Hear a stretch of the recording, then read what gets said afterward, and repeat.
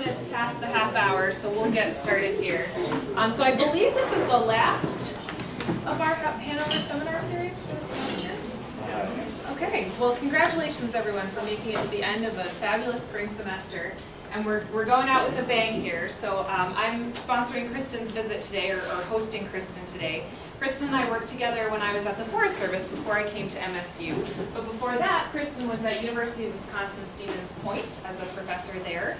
She's a research social scientist now for the Forest Service, and I'm going to let her tell you more of her story through this presentation. So thank you very much for being here, Kristin. Thank you so much to Dr. Huff for inviting me. It's always fun to come get to see students, which is one of the things that I miss about having transitioned from academia to the Forest Service, is the interaction with the students and having some fun with everybody in settings just like this. So I am going to talk to you today about landscape scale conservation in the Forest Service. I'm not going to just talk about one project. I'm going to talk about 3 or 4 projects, depending on how much time. I wasn't procrastinating, and I wasn't putting this presentation together like 5 minutes before this seminar started at all.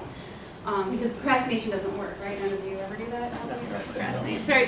So we'll see. We'll see where we get. If I get to the 4th one, then we'll talk about 4. If we just talk about 3 is good too. And the information's in the slides for the other ones. And cool to have a clicker and also walk back here to try to work on my stuff. So what is landscape scale conservation? Who's done classes? You guys have classes on landscape scale conservation, or collaborative resource management, or working across boundaries?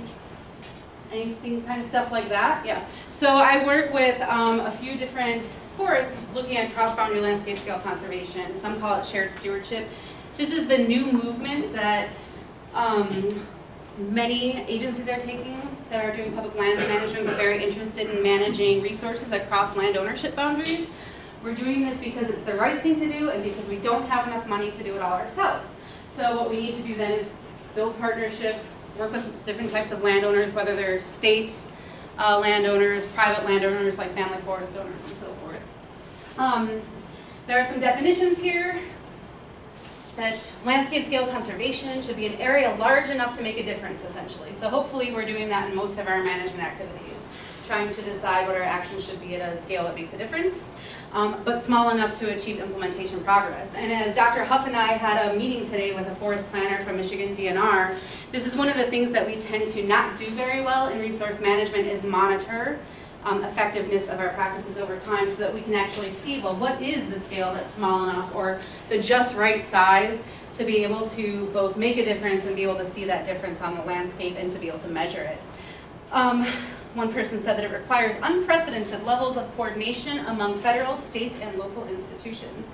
So that's a really hard thing to do, to have that type of cooperation. There's all kinds of barriers that people run into, from as simple as being able to share a data set or a piece of equipment. People doing management on these national forests can run into huge issues with things that seem like they wouldn't be all that hard, but end up to be.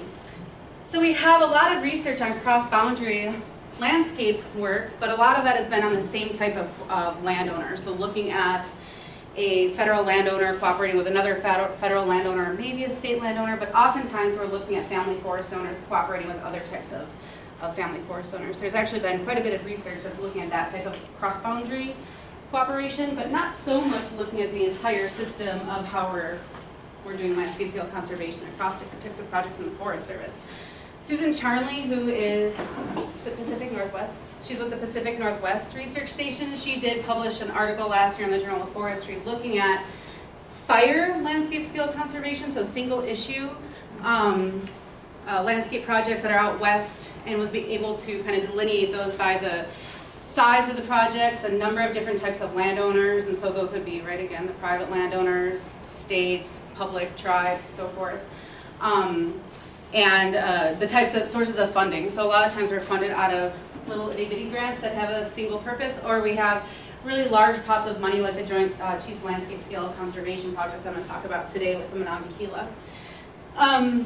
Lots of constraints. So we like to imagine, how many of you have taken like a management plan writing class, or I know the faculty probably all know all this already, but for the students here, How many of you have taken like a rational planning class or talked about developing a plan or developing goals and then objectives to meet those things, right?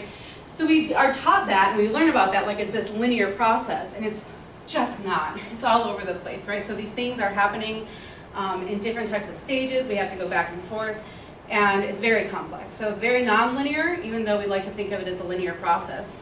And we're really concerned with how people think about the different types of management practices that we're proposing or engaging in on public lands or across the landscape, across that private land, public land matrix.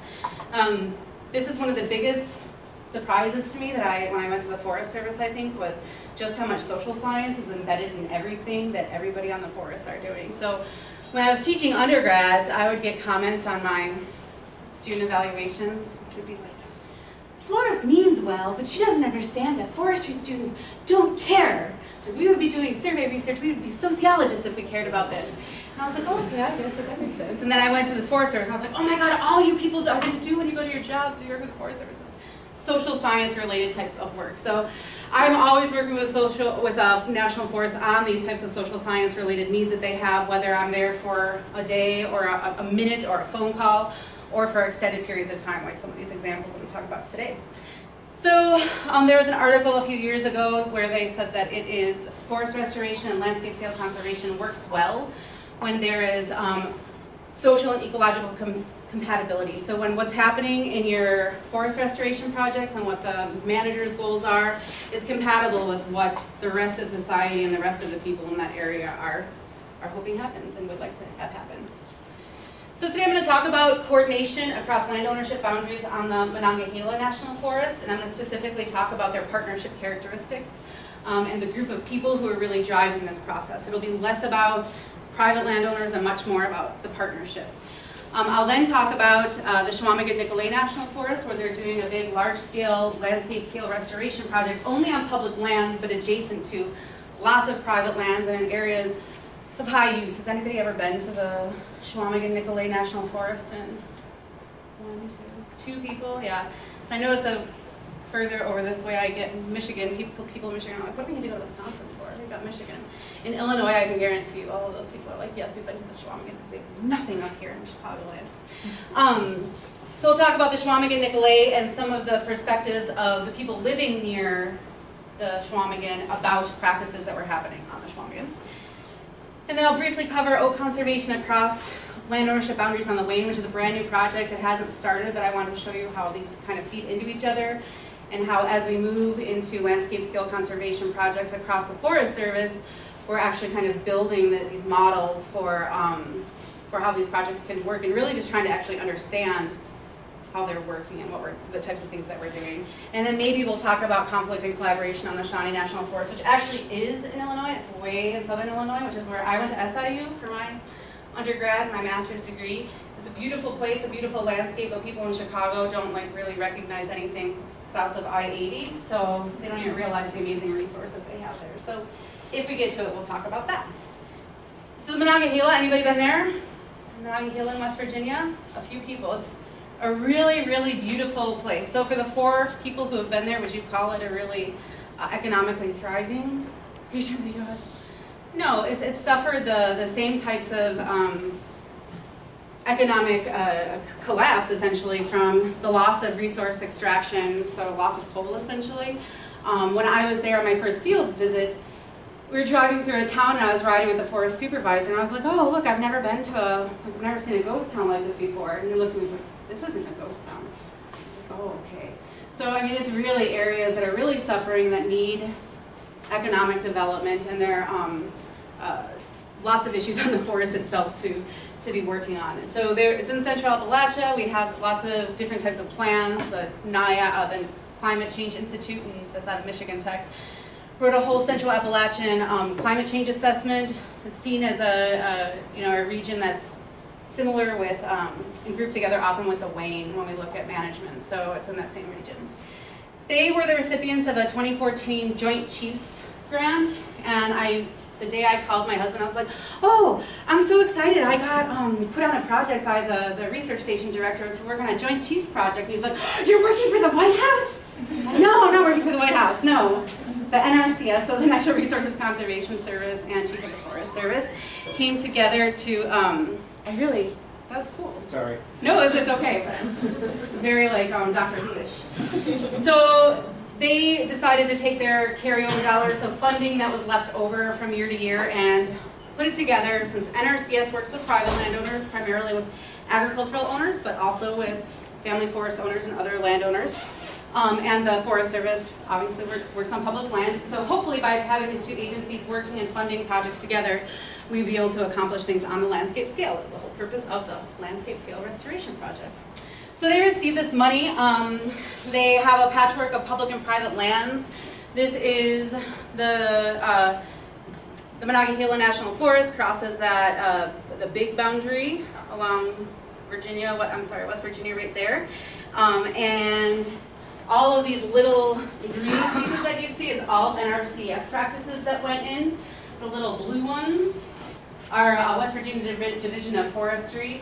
And they're just, and then all of the big, are these polygons? I speak GIS as like a 10th language. So the big polygons together make up the whole national forest, and the pink one is a different watershed from the tan one and so forth. So 4 different watersheds, doing watershed restoration, stream restoration, working with issues like the red spruce restoration, trying to do a variety of different types of management practices, so lots of intensive restoration in terms of harvests, fire.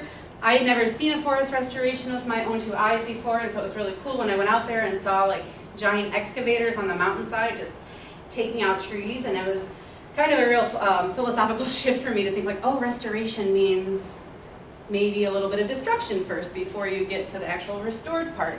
So even as someone who had been in natural resources for quite a while, but working prior to that primarily with agricultural audiences, it was an interesting thing to see. So there's a lot of intensive timber and mineral extraction legacies that they were trying to move past and do some restoration with. I probably have all this on the next slide. And they were trying to restore connectivity of their streams. So lots of trout streams that could be really high quality, provide a recreational asset for the communities that need an economic drive, and resources for people to come to. So when I got to the Forest Service, that was I just passed my 3-year anniversary, so it was February of 2015. And sometime in March or April, the research station director called me and said, hey, would you be interested in working on a project like this? And I don't know how many of you tell your bosses, no, I'm not going to do this thing for you. So I said, absolutely, I'm super interested in doing this. And what it was that they wanted to know why the Monongahela was doing such a good job at implementing their plans. So lots of us make plans. We make plans all the time. I plan every day to exercise and eat a salad for lunch, and maybe like 10% of the time that happens.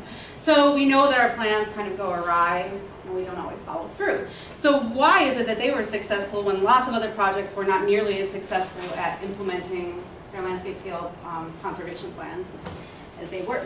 So they put together this ecological restoration core team.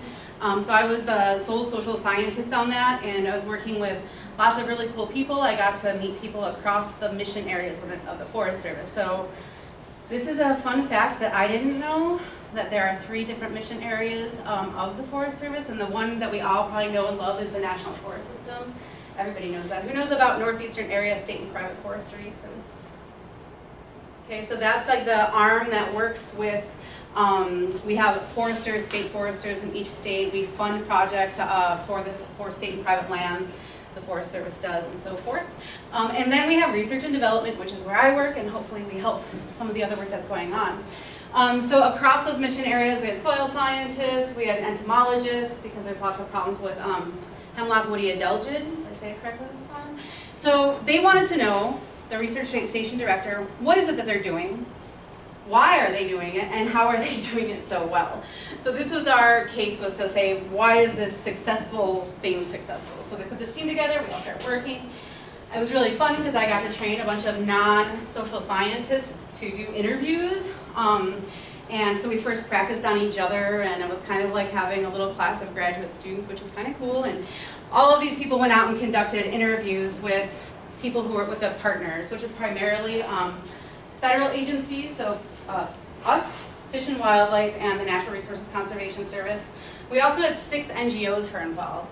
NGOs have been a key factor in the successful implementation of these projects because NGOs, so non-governmental organizations like Trout Unlimited or Nature Conservancy, they have a lot of freedom that federal agencies don't have. So they can actually just hire somebody with, like, in 2 weeks. I could hire you and put you to work. It wouldn't take 7 months to process your application, put you through background checks and so forth. So a lot of flexibility that comes from having partners who are outside of the Forest Service. So we interviewed them and we did project documents. So this was a primarily qualitative research study. We transcribed the interviews and analyzed them in some qualitative software, analysis software. We did some coding. I just put this little kind of table over there to show you how I reported on these. So we looked at these foundations of collaboration. We looked at how they shared information, how they managed risk and adaptive management, but that's just there for illustration. Like, look, we can take qualitative data and make it into numbers so people like it. And then we use queries to examine their coding structure. And remember that the research station director had asked us to identify the what are they doing, the why, the how, right? And so what we ended up finding is taking some of those characteristics and bringing them into that relationship. So what is happening on that? And we figured out, well, that even though none of them had it in an official document, so none of those project partners on the Monongahela project, on the West Virginia Restoration Venture, it wasn't officially stated anywhere. Nobody ever talked about it. It wasn't in a meeting document, but in individual interviews, pretty much everybody talked about to some extent that they were trying to meet both social and ecological needs through the same project. They were trying to build this restoration economy and rebuild the Central Appalachian region. So this was their shared vision, even though they never really discussed it and said, hey, let's have a shared vision and develop this together and work towards this exact thing. They have the goals of establishing resilient and self-regulating ecosystems. So this is one of the things that has gotten a lot of criticism when I've talked about this project and when the folks on the Monongahela have talked about this project, is that if your goal is to develop a resilient, self-regulating ecosystem where we don't actually have a role in having to continually go in there and do management, which is expensive, it's time-consuming, it's often not funded. Oftentimes we do restoration projects and then we leave them. So what's the problem with that? Do you think we're going to be able to do that? Can we do what happens when we leave ecosystems alone and we do a hands-off approach?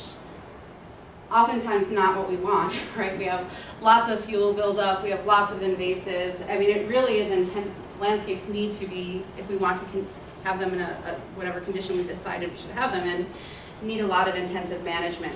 So that's the part that we're not sure how that's going to work in reality and over time. Help private landowners, primarily agricultural landowners in that region who own property in the valleys between the mountains. It's a really, really mountainous region. With very kind of, I don't know, slender valleys, would that be the word? You know, you've got a road going through with a stream and then, you know, it's 500 feet on either side before you get a really steep slope again. So you're not going to have really large-scale row crop production there. There was a guy from Oregon on one of the field tours who suggested that maybe they start growing grape wines there. But it would be a really difficult undertaking in that type of landscape. But helping those private landowners so that they can both do some of the stream restoration, work on fencing out livestock, and the other types of practices that they would need to do, but also make a good living that can keep them in that landscape. Because one of the things that happens in West Virginia is if there are no jobs, how many of you stay in an area where you can't find a job or find something to do? Not many. It's not a very good way to keep going and to live. So they really wanted to improve the lives of those in the region. What made it successful? So this was the thing that was really interesting. So there's a couple different management styles, the way that people might be in charge of an organization. There's the people who like to micromanage others, right, and look at your day-to-day work and tell you what you should be doing and correct you if they think you're off course. And then there's the people who hire people and then say, hey, well, I hired a good person, go off and do your work, and I basically give you permission to do what needs to be done to make your job successful. And it just so happens that the leadership on the Monongahela is that second kind of leadership style, where people felt the freedom and that they weren't being watched constantly and that they had the permission and blessing of their supervisor to go out and do what needed to be done. And for a decade, before this first project ever took off, the landscape scale project, they had been just talking to each other. So they would go to meetings of state and private organizations, the NGO meetings. They would have conversations with others about what they were doing. They would just talk. They were investing in these relationships up front and talking about potential projects that they could work on, which built a lot of trust and a lot of cohesiveness among those different partners. And so they've done lots of work on little projects together. When the opportunity came up for this huge one, they were able to just, yep, go ahead, we trust you, Forest Service, to put together the application, and we'll work on this. One of the big NGO partners didn't really have a priority in that landscape at that time, but had the commitment of the folks from the Forest Service that we're going to do this watershed this time, and next time we'll do the one that you really care about. He said, great, we have this long-term trust built up, we'll go forth with that. They also had a shelf stock of ready-to-implement projects. So because they were a well-staffed forest, well-staffed and relatively speaking, they were able to have gone through the NEPA process, the National Environmental Policy Act process, so getting public comments and so forth, doing environmental assessments on a number of different projects, so that when they had funding, so even though they didn't have funding for those other projects yet, when the funding became available, they were able to easily slide right into implementation. And they were able to develop techniques to be able to talk to each other. So the NRCS and the Forest Service are both agencies within the Department of Agriculture. You would think that maybe we would have the same terminology for things like non-native plants, but we have, in the Forest Service, it's non-native plants, and in the NRCS, it's plant species not supporting, I think is their terminology. So they have these weird, it's something like that if it's not exactly like that. But so they had a lot of barriers just between two agencies that are part of USDA being able to communicate with each other. And so a lot of transaction costs and being able to overcome some of those issues. They developed tools, they had shared frameworks for how they would decide where implementation practices would go. Each of them, all of the different partners would have incorporate the partnership goals, even those that weren't really explicitly stated, into the decision making and took that back to their own partnership. So really in this case, the Joint Chiefs funding, why did it work? Well, I think that any source of funding would have worked here because these people were ready to go. The lesson from this was that investment in long-term relationships and having that freedom to talk to people, go to meetings and so forth. So this has been, this is one quote from one of the interviewees who said, we've created a very tiny restoration economy by moving money to our partners, so they hire the people to do the surveys, the work, the construction, and so forth, and some things that result in long-term jobs through our NGO partners. So basically, we get money, NGOs hire people who have their excavators, parked in their driveways since 1997 have put them back to work doing restoration work. And so we see a tiny restoration economy there. It's been really helpful to work. They go to Washington, D.C. all the time. They're a featured project all the time. They use stuff from the report that we gave them on the what, why, and how to inform basically all their annual reporting, because you too, those of you who are not yet in full-time jobs, one day will know and love the annual or quarterly or biannual reporting that you have to do. So it's nice to have some data to back your claims up. And it really developed a new business model in that region. We're going forth now and doing, what's on here, recreation economy, looking at how to revitalize the region, looking at how does restoration on the national forest, how does that impact community well-being? It was like music to my ears the day that the forest supervisor asked me the question. He's like, you know what I want to know, Kristin? I want to know if we have people back on the forest working, and does that make it so that they don't go home and beat their wives? And I was like, that's an amazing, wonderful thing. Do we reduce alcoholism? Do we increase community well-being? Do we have happier people in general if we're doing restoration on public lands? Right? That's a huge, big leap, and it's a lot of work that we need to do to be able to see those connections. But people are thinking about these things right now who are running our forests. All right, my second project, which we might only talk about 2 projects today. This is the Chequamegon-Nicolet National Forest. This is in Wisconsin. This green part that you see right here, the project area, this is a pine barrens restoration. It's a 37,000 acre restoration area, of which an 800, 900 acre little piece is being completely transitioned to being clear cut, burned from closed canopy conditions and back and turned into a pine barren. So a really dramatic landscape transformation for the people who are living there, and also very intensive treatments. There's a gradient of intensity of treatments that are happening, so anything from we're going to take out some invasives in different areas all the way to that huge transition I just talked about. So they're radically changing the structure of the landscape. There's people who live there, all of this started in 2013. The forest managers themselves decided to go forth with this, contacted folks at Rhinelander, which is the northern research station, kind of where the ecologists are. We have wildlife biologists and so forth who work there, and all of us kind of joined together to try to look at how will this play out over time. It's a beautiful opportunity to see not only how the landscape responds to these different treatments, but also how the people on the landscape respond to the different treatments. So the project that we looked at first is this Lakewood Southeast project. We're looking at this kind of long-term integrated social and ecological research, although it's really difficult to try to model things together unless you plan those things together, and we're running into those issues right now. So our idea had been, and what we wrote our initial funding for, was we wanted to measure people's landscape preferences, their values for the forest, their acceptability of different types of treatment practices before those treatments started happening on the landscape, and then we wanted to do a post-treatment follow-up. And so that was super exciting. We put in money for a master's student to do it in 2 years from the University of Wisconsin-Stevens Point, so she would come in and do that survey when she first got there, and then analyze that for her thesis, but then do the second survey before she left, and not have to worry about the data that would be all us.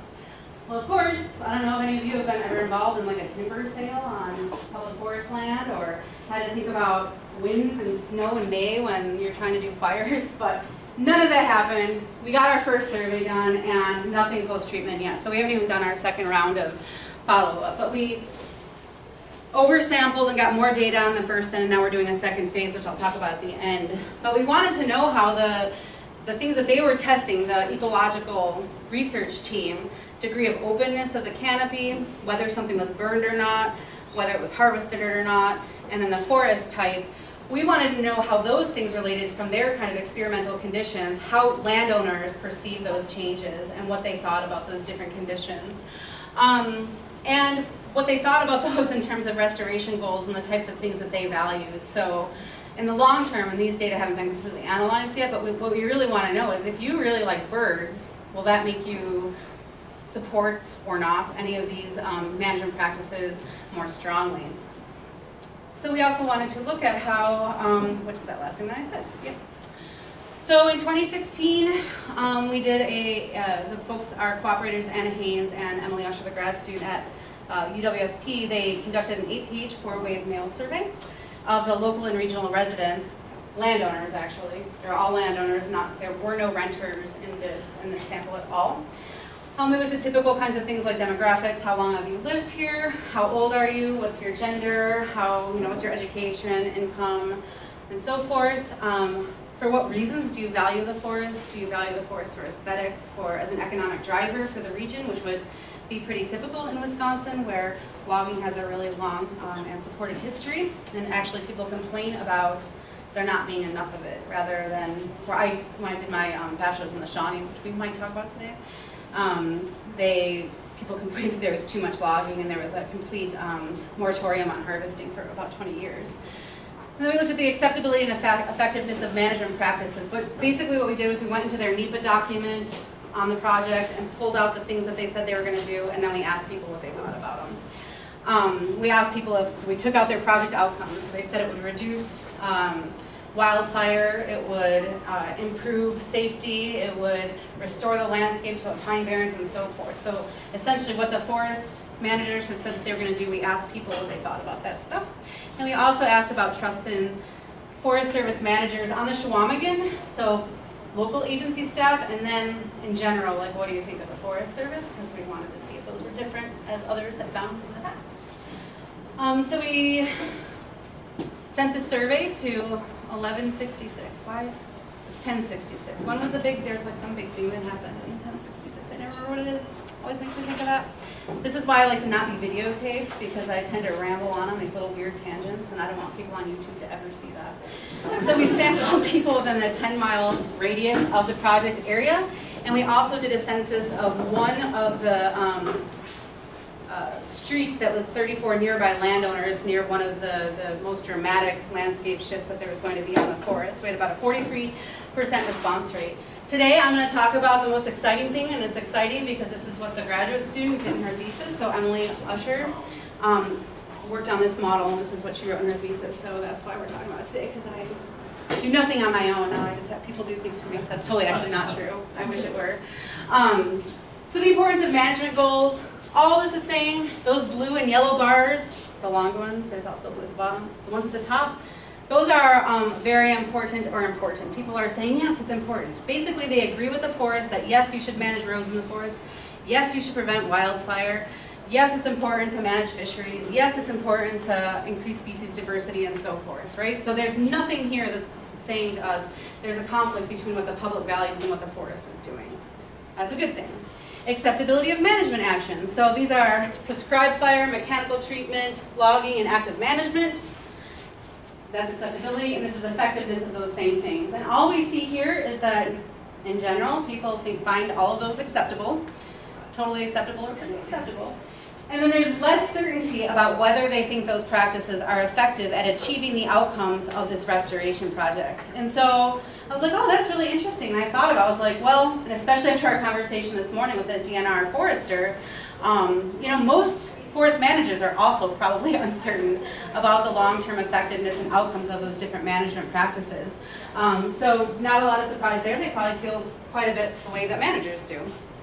Oh. So what Emily did in her thesis, wanted to build a model of acceptability of prescribed fire. So what is it that influences a landowner's perception that prescribed fire is an okay thing to do on the landscape? And so she looked at those outcomes. So the project is going to, the level of agreement that the respondents had that the project actually was going to restore the landscape to the Pine Barrens, that it would cause damage to my private property. So you see that's negative. It's because if you agree that it's going to cause damage, that's probably not a very supportive statement. You're probably not going to agree with it, the project itself, or find it acceptable. The project will reduce the risk of wildfire. And then we have this goal importance. Was it important to prevent wildfire? Was it effective, right? So we just looked at that on that previous slide, the effectiveness and acceptability. They believe that the Forest Service would put fires out. They trust the Forest Service to manage and use prescribed fires. And then we use some demographic variables, the years that they were on their property, gender, age, and months that they spent at their property each year, because we have found in other research that whether you are a full-time landowner or just a visitor or somebody who comes during the summer months or comes to hunt, that you might have different perceptions. What we found was that the only things that were important were those things that are in bold. And if you look at the size of these effects, the only one that really has a large effect, a big magnitude on whether they find it acceptable, is whether they believe that it's effective. So we found this in other research that was recently published on natural areas and the degree of acceptability of types of management practices that are used on urban and suburban natural areas in the Chicago region. And we found that people, regardless of whether it was actually happening, if they believed that something was happening at one of those natural areas, they were 12 times more likely to find it acceptable than those who did not believe it was happening there. So again, if we believe, very similar, if we believe something is effective, we're more likely to find it to be an acceptable management practice. It was a high R-squared, I don't know if you guys care, but the adjusted R-squared from that model is 0.645, which is a social scientist. When I see 0.4, I'm like, oh my gosh, I have an R-squared of 4. With 0.4, that's really exciting. So when I see these things with 0.645, I get super excited and cry tears of joy. So why is this useful? This is super useful for the managers. They have used this, the results of this research, in several different ways. They use it when people walk the property. So Congress people like to come out to the national forests in their districts, and they like to have either them or their staff members. The committee members, Natural Resources and Environment committee members from your Congress and so forth, will come out and walk these lands and ask about what you're doing. So it's been really useful for them to be able to have some data on, here's what your constituents, Senator, who's that, Paul Ryan, here's what your constituents think about this in this in Wisconsin and what's happening in Wisconsin. They're using it to message and work with the landowners, so there's a whole huge report that we wrote for them, more than just prescribed fire, but that gives them ideas about the types of people who are living there and the ways that they can work with those folks as time goes on and these projects become more widespread. And really, there was a lot of neutral attitudes. So a lot of people, for many of the questions in the survey, just they're like, I don't know, I have no idea. That's actually a pretty good thing. It's much better for them to feel neutral than to feel negatively toward you as a manager. So it gives the managers there an opportunity to actually shape those attitudes in a positive direction towards restoration, towards the Forest Service, and so forth. So where are we with this now? We're starting a second phase of this project with Ingrid Schneider at the University of Minnesota, and then Arnie Arnberger in Vienna, who is a discrete choice experiment kind of landscape visualization person. So he's designing these landscape visualizations we're going to survey landowners again and talk to them about the future conditions, because again, those outcomes, those landscape scale outcomes are kind of uncertain. We don't really know what the landscape's going to look like after all of this is done in 10, 15 years from now. What was interesting was that when we started to try to put this survey together, we realized that nobody really knows. There's not even agreement on what a pine barrens is among ecologists. So what we started with, and we just wrapped up, but I'm not going to present today, was we did this Delphi process, which is kind of an expert panel, an iterative process where we just asked experts, what's a pine barrens? What's the important characteristics of a pine barrens? What are some of the management challenges? And we did this, went back to them. So we collected that information first, we tallied it all up, we sent it back to them, we said, now rank these things, here's everything that everybody said, rank them, which do you think are most important? And then this third round, we sent them the final-ish results, and then asked them, do you want to change your rating on anything? Now that you've seen how other people rated openness, fire dependent, funding, and so forth, do you want to change anything? Very few people actually changed their ratings, but it was a very interesting process to go through to see how even ecologists, even specialists on barrens ecosystems or savanna ecosystems didn't really actually agree on everything that they were going for. Do I have a couple minutes? I have a few minutes? Okay, I might actually, it's 4:10-ish right now? Okay. So this is the Wayne National Forest. This is just one slide I think I'm talking about here, so I will have time to talk about the Shawnee. What's cool about this is that those previous two projects, which was kind of the partnership perspective on the Monongahela National Forest, and then the Chequamegon, we were looking really primarily at the people who lived nearby the forest. This last project is a conglomeration of those two things, so the project on the Wayne is, where we're looking both at that partnership and how this partnership is forming over time, what's making it work well, what's maybe not working so well, and how we can use those lessons to improve these types of partnerships because we're becoming so dependent upon them to actually do restoration work. Let's take those lessons and actually make all of this stuff function better. And we're also doing a lot of work with family forest owners. So people who are going to, unlike the people in the Chequamegon who were just kind of reacting to what was happening on the landscape, on the public forest there, these folks on the Wayne are actually going to be asked to do things on their own land to accomplish the goals of the Wayne National Forest and this interagency forestry leadership team, which essentially what we're doing right now is oak conservation. So, I don't know, is oak a problem? Do we need oak? I don't know. All of us probably have learned about this a million times, that we have lots of problems with the transition of our forest types from oak hickory or oak-dominated ecosystems to things like maple, which I don't know, I like to have a yard covered in those little helicopter things. It's lots of fun, but apparently it's not as good for lots of other ecosystem services that we value. So they're really looking at oak ecosystem recovery, which is a trend across a lot of public and private lands in the Midwest and northeastern area of the U.S. The family forest owners in Ohio own about, I think, 80% of the landscape in the project area, which is this pilot geography that's outlined by that red line on that map. Crosses 5 counties in southeast Ohio. The forest itself the National Forest crosses 17 counties. So we're looking at this 5-county area as a pilot area to kind of test some of the landowner outreach and to test this model, this business model for working together across agency, organizational, and land ownership boundaries to see what works and how we can advance shared common goals like we talked about Monongahela in the same landscape. So I was contacted, actually, it was one of those things where somebody calls you for like half an hour worth of conversation, then you end up working on a project for 6 years. It was one of those conversations where like, oh, we just wanted to ask you some questions about your work on the WVRB. And now I'm on this Ohio Interagency Forestry Leadership Team, which makes me feel like really cool and important because I've never been on a forestry team in my life. I've always just been, you know, the lone social scientist out in the woods and trying to pay attention to what the other folks are saying. So I'm super excited for this, and it's a long-term project. We're looking at collecting the baseline information about what people are doing right now, the types of information that resonates with them in terms of family forest owners, what they're willing to do, what some of their barriers and constraints are to taking action, and also then looking at who's involved in the partnership. Why are they coming? Might they want to stay? What are they getting out of this? And we're looking at changes over time. So the other thing that's happening on the Wayne right now, which is going to be happening, and happens periodically on all national forests, is they're updating their land and resource plan. So the Wayne National Forest Plan essentially has to go through a complete update. And so that's at 17 county area, looking primarily at the federal land, but feeding into all of these other goals. So taking into account the shared stewardship, the family forest owners, and so forth.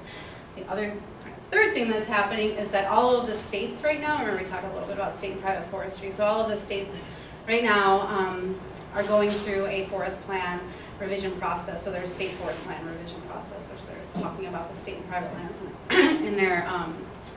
in their states. And so we're hoping to get information from this pilot geography area that can, obviously it's not going to do all three of those things, but that will help to inform at least portions of all three of those things and help do a really good job at helping people partner and then working with those private landowners, private family forest owners in that region to be engaged and to be kind of equal partners in this kind of visioning process, because we don't know. I mean, I don't know if private landowners really care all that much about oak or if they just really care about having trees. One of the things that I found in other research, not in this region, is that people are like, oh yeah, I don't want to cut my trees. I don't know if you've found similar things, because we don't want to cut their big trees. We've been told our whole life that trees are amazing and we shouldn't be cutting them down, right, when you're kids and you move on. If you haven't come to forestry school, you're not going to really have the types of values for these restoration values that we might have. So that's that project. All right. 6 minutes, so it's like 4:14 right now. I would take questions. Take questions now. All right, let me get to the end then really quick of this so I can I just show you guys this picture because I love it. This is one of my favorite things ever. So this is from just to give you a little taste for conflict in case you actually want to go back into my slides later and see like, oh, what's happening on the Shawnee National Forest. In 1990, there was a Earth First occupation of the Shawnee National Forest. Earth First is like a radical-ish environmental group. Are you raising your hand? Oh, that's like the environmental liberation part.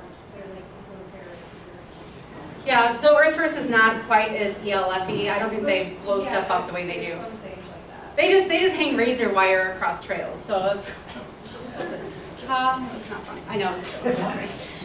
But it turns out that this guy who's this is his birthday, he's singing God Bless America underneath while Forest Service people torched off where he's chained himself to this bulldozer.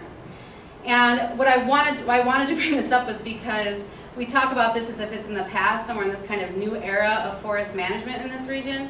But this picture was republished in the 2017 spring newsletter of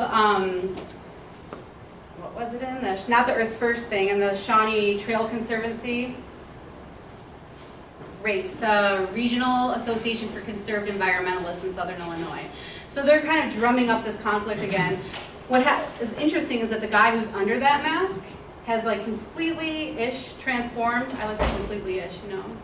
Oh, completely, kind of. Transformed into kind of a supporter of resource management and hands-on active management, because he's now in charge of managing the drinking water, the lake that provides the drinking water for a large portion of the city of Carbondale, which is all surrounded by national forest land, that lake, and he's realizing there's issues. You're smiling like you know him. No, I was like, getting involved in a different way. Yeah. Yeah, it's been really interesting, but it took 30 years for that transition to happen. So it's just good stuff that's happening on the Shawnee, and we'll talk about that some other time. Dun, dun, dun, dun, dun. All right. So there's lots of similar community characteristics about all 4 of these forests, right? They're rural in character. Many of them have had the loss of industry, extractive industry. So coal from West Virginia, from Ohio, and southern Illinois. Timber, a reduction in timber from all of those forests, but the Schwamig and Nicolet in particular, where that's had community impacts. And we're basically just trying to work on how we can do this, and we're figuring it out as we go. You know, there's lots of lessons from similar types of programs, lots of lessons from the collaborative watershed management literature, but every single one of these cases is so different from each other that really it deserves its own in-depth look, so that we can start to even find any commonalities and the common lessons that might emerge from those. We just don't really know enough right now about the way that these new business models are working and the way that we're really not just hoping to do collaboration for democratic purposes, but we're really relying on it to get forest restoration done on the ground. And I think I covered all of that. So where we are, it's just a word cloud, just a cool thing InVivo does, and I get excited because I don't know if people like them. I like them. When I'm sitting out there, I'm like, oh, look at all those words. So I'm happy to take questions at this point. So Emily's like, why did I invite her? She's such a weirdo.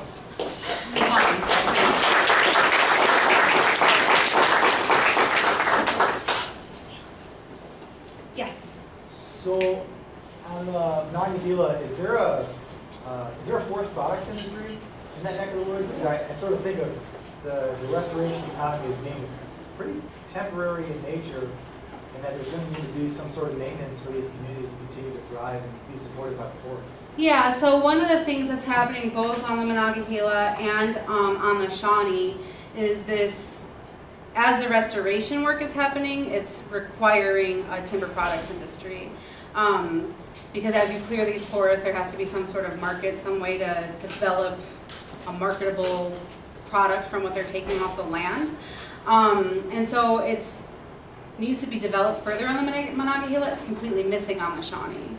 So there's barriers to doing that.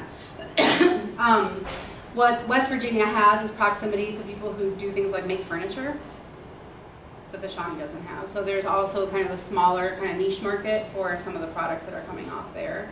But yeah, so yes, you're absolutely right. And it's either happening in certain areas or being developed in others, or the hope that those, you know, if we build it, if we do this restoration, someone will come to use up all of our pine that we're cutting off of the forest and do something with it.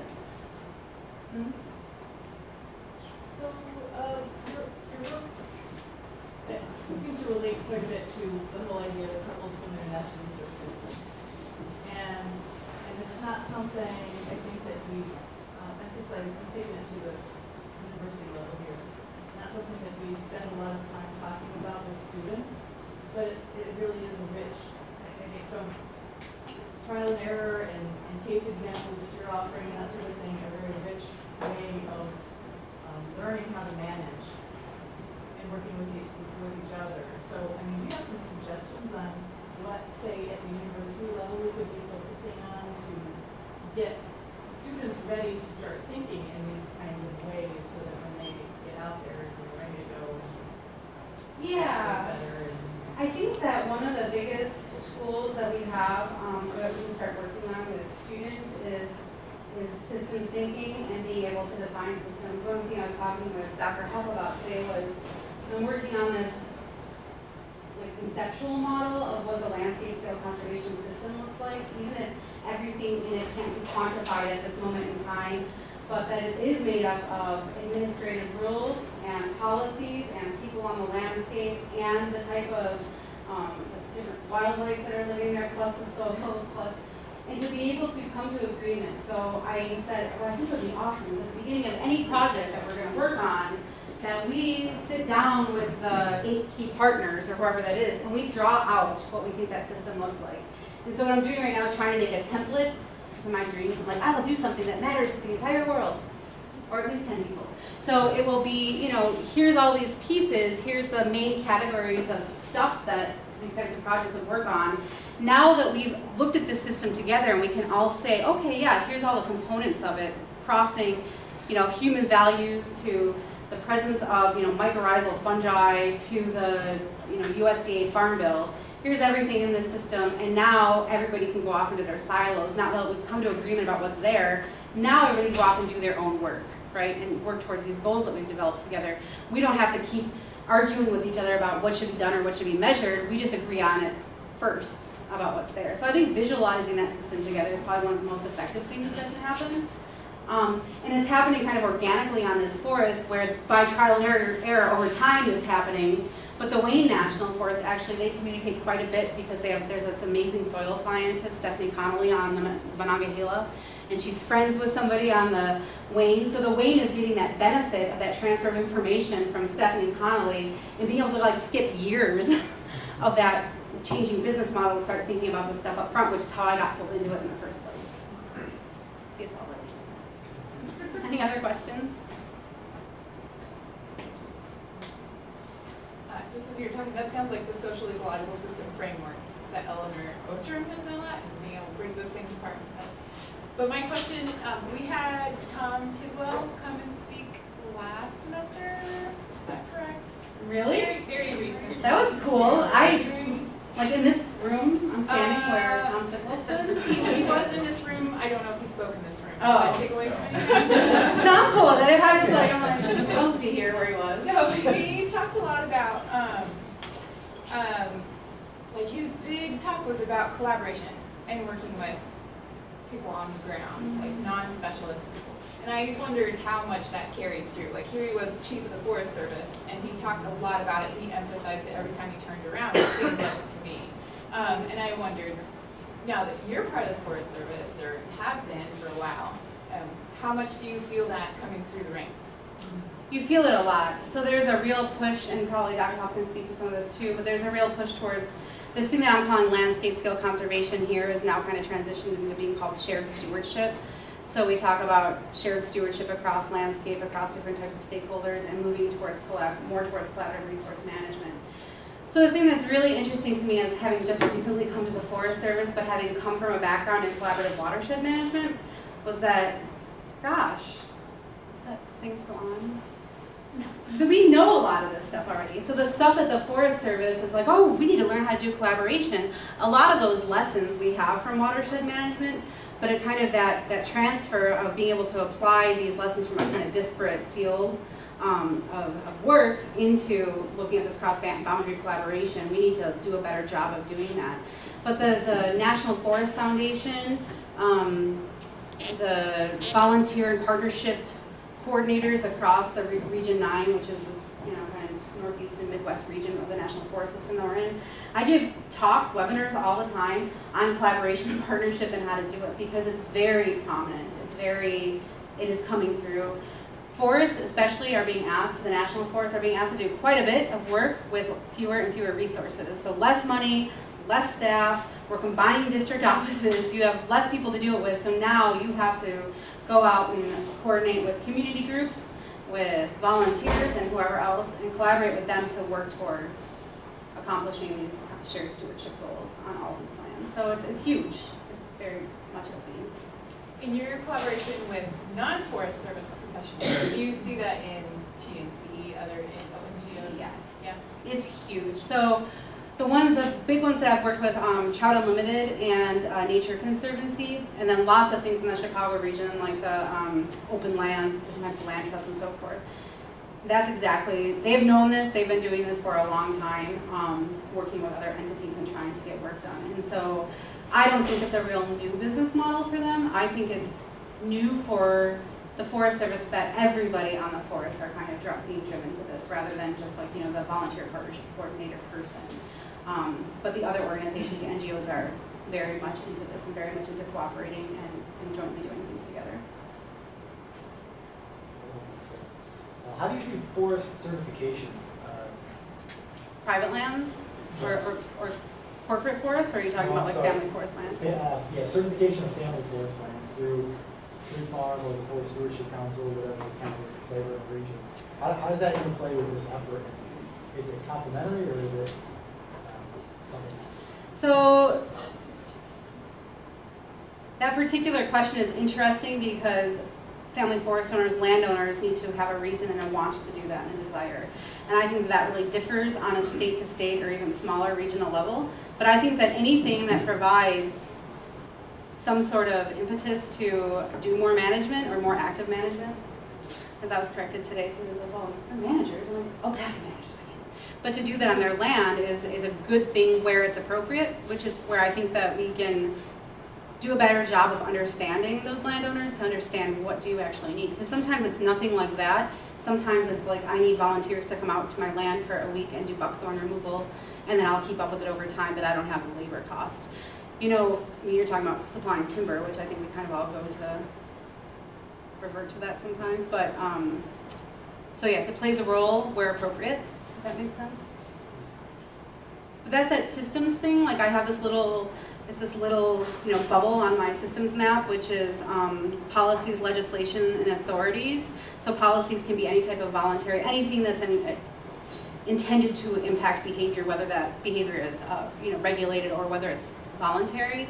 And so I feel like in a given area and on a given project, people would be able to say this will, could, or has played an important role for behavior change and adoption of sustainable forestry practices in this region. Yeah, I just wonder if it could, the Forest Service could use certification as a tool in and of itself to help achieve the goals spelled out in their forest management plans. Well, we can't, because we can only work on public lands. I guess I just mean as one way to help private landowners understand how they fit into the bigger system. Absolutely. That I totally agree with. But we're not allowed to do that. That's why we have to work with the NRCS and NGOs and certification, right, with FSC or whoever else to do that kind of work. I don't personally work on any projects that none of these ones have family forest owned land that is enrolled in those certification programs, or they're not a primary component of these programs that are happening right now. But I can totally see it as. Do you have anything that you add? I just think of in a large, like in the Wisconsin example, you got this large forest complex.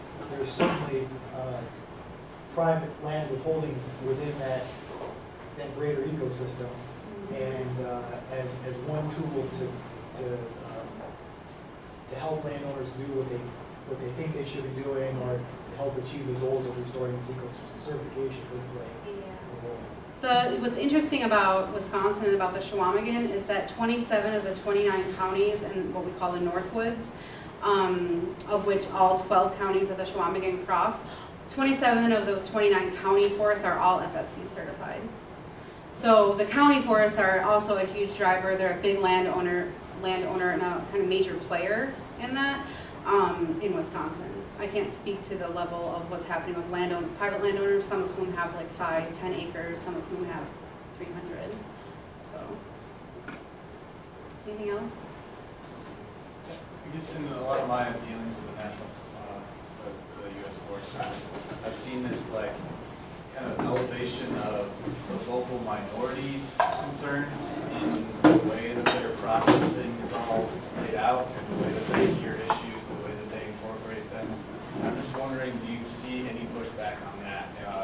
And kind of taking a bigger perspective at all the pieces, and where you stated you're going to move forward with certain management actions, that brings out a whole bunch of people very aggressively against that, which then tones that down, which then upsets another group of people, and you end up with this situation where you're all attached to a million different strings and you don't move anywhere. You're just stuck. So there's a lot of movement on that actually. It's a huge thing that's happening right now is the reduction of, do people need to go? Is it 4:30? Feel free to walk out if you need to go. We'll only be a little bit offended and sad. I'll cry later, I promise.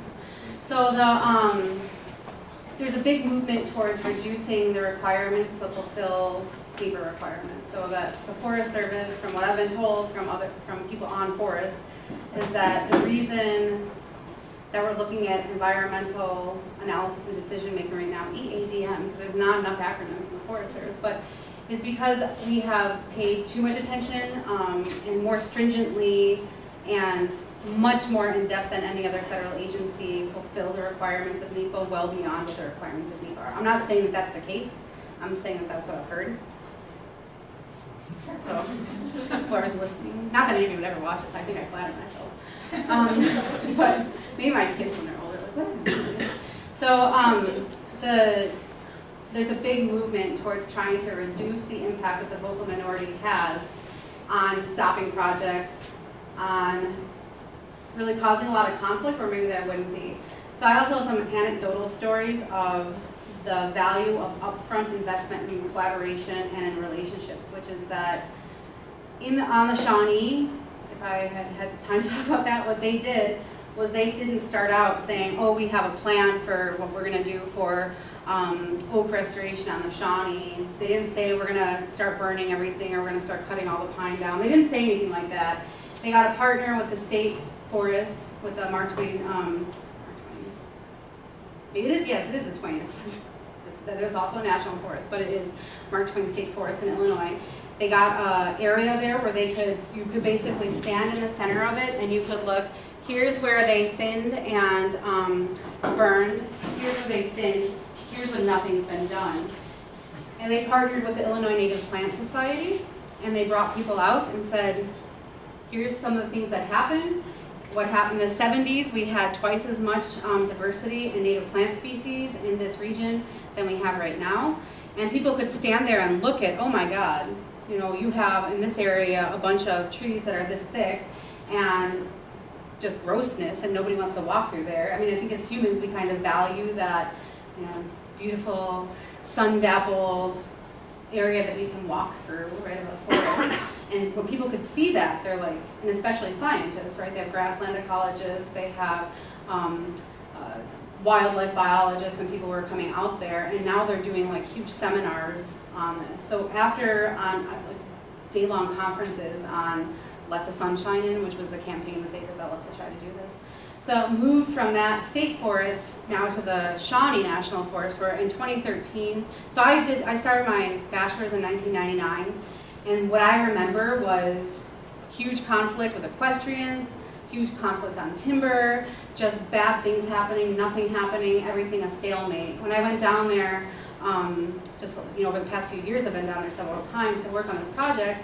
They did their first timber sale in 2013 or 2014. But it's like 40 acres, I mean, it's a tiny thing. But it's all of that, let's talk to people for 3 years first, and then people aren't sending in those comments. They're not taking us to court. They had people who came and said, oh, a Sierra Club. Yeah, we'll come to your field day and we'll come look at what you're doing, but that doesn't mean anything. We're still going to sue you. We'll still come and talk to you. It doesn't matter. And now they're project partners. So I don't think it can be understated what that relationship investment can do. Okay, we're having a reception, so anyone who wants to talk to Kristin, as long as you want, stick around and we have some more refreshments. Is that? Yes. Okay. Some cheese and things. Let's give her another round of applause and thank you all for being here.